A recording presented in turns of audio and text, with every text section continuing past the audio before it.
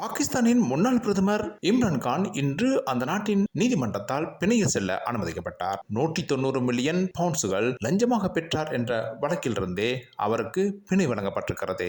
எனினும் கூட அவர் இன்னும் 2 வழக்குகள் தொடர்பில் குற்றவாளியாக கருதப்படுவதால் தற்போது அடைக்கப்பட்டுள்ள சிறையிலிருந்து வெளியேற வாய்ப்பில்லை என்று தெரிவிக்கப்பட்டிருக்கிறது. ஏற்கனவே பதவியிலிருந்து கவிழ்க்கப்பட்ட இம்ரான் கான் 4 குற்றச்சாட்டுகளின் பேரில் குற்றவாளியாக தீர்ப்பளிக்கப்பட்டார்.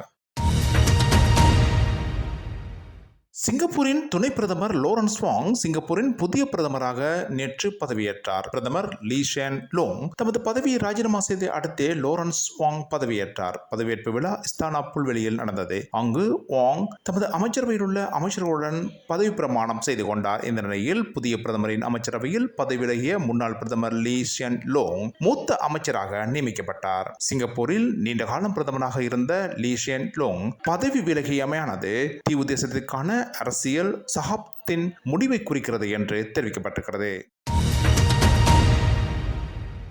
டெல்லி முதல்வர் அரவிந்த் கெஜ்ரிவால் பிணையில் விடுவிக்கப்பட்டமை உயர்நீதிமன்றத்தின் சிறப்பு சிகிச்சை என்று இந்திய உள்துறை அமைச்சர் அமித் ஷா தெரிவித்திருக்கிறார். பிரசார கூட்டம் ஒன்றில் உரையாற்றும் போதே அவர் இதனை குறிப்பிட்டிருக்கிறார். இதேவேளை எதிர்க்கட்சியான இந்தியா கூட்டணி ஆட்சிக்கு வந்தால் தாம் ஜூன் மாதம் 2ஆம் தேதி தீகார் சிறைச்சாலைக்கு திரும்பி பின்னர் 5ஆம் தேதி அங்கிருந்து வெளியேற முடியும் என்று அரவிந்த் கெஜ்ரிவால் கூறிய கருத்து நீதிமன்றத்தை அவமதிக்கும் செயல் என்று அமித் ஷா குற்றம் சுமத்தியிருக்கிறார்.